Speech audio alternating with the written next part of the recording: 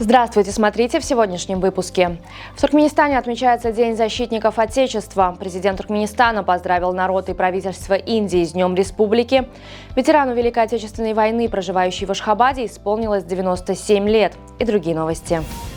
27 января в Туркменистане отмечается День защитников Отечества. По этому случаю президент Сердар Бердымухамедов поздравил с праздником военнослужащих и сотрудников военных и правоохранительных органов, подчеркнув их важную роль в защите независимости и суверенитета страны.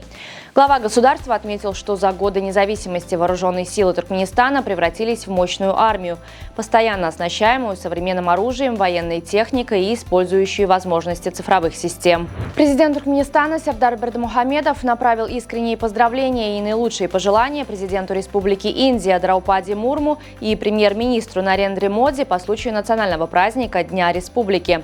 В своем послании глава государства отметил высокий уровень и конструктивный характер дружественного сотрудничества между Туркменистаном и Индией, подчеркнув его укрепление в политической, торгово-экономической и культурно-гуманитарной областях. Президент Туркменистана Сердар Бердымухамедов направил сердечные поздравления и наилучшие пожелания генерал-губернатору Австралийского Союза Саманте Мостин по случаю национального праздника страны Дня Австралии.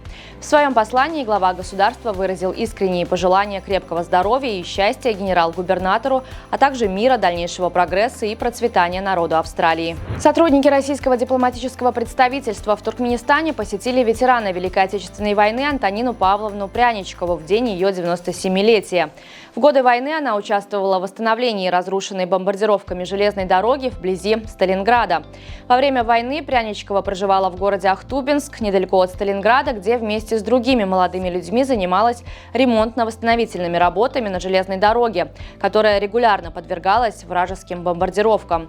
Кроме того, она участвовала в тушении пожаров и оказании помощи раненым. В турецком доме в Нью-Йорке состоялся показ совместного фильма кинодеятелей Туркменистана и Узбекистана, посвященного памяти великого мыслителя Махтумкули Ифраги.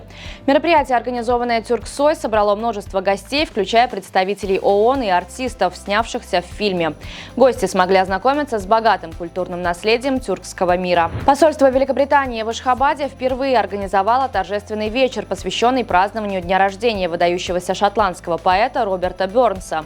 В мероприятии приняли участие представители госведомств Туркменистана, члены международных организаций и дипломаты. Посол Великобритании Стивен Конлон отметил, что великий туркменский поэт Махтумкули Ифраги сыграл важнейшую роль в формировании идентичности туркменского народа, а его наследие продолжает вдохновлять многие поколения. Аналогично этому Роберт Бёрнс оказал значительное влияние на шотландскую культуру и является значимой фигурой не только в Шотландии, но и за ее пределами. По предварительным результатам голосования на президентских выборах в Беларуси действующий глава государства Александр Лукашенко получил более 86% голосов избирателей. Туркменский боец ММА Давлетжан Яхшимурадов преподнес вице-президенту ПФЛ Когану Майку и старшему директору операционной деятельности Эдуарда Кун Халима традиционные туркменские предметы одежды ичмек и тюбетей кутахья. Встреча спортсмена с руководством ПФЛ состоялась в рамках турнира ПФЛ Road to Dubai. Сборная Туркменистана по настольному теннису отправилась на международный турнир, который проходит в Дохе с 27 по 30 января. На этом турнире будут разыгрываться медали по нескольким возрастным категориям от Ю-11 до Ю-19. В соревнованиях примут участие сильнейшие спортсмены из Азии, арабских стран и Европы. На сегодня это все. Желаю вам хорошего завершения дня. Увидимся завтра. И не забывайте, что Туркменпортал – ваш самый надежный источник новостей.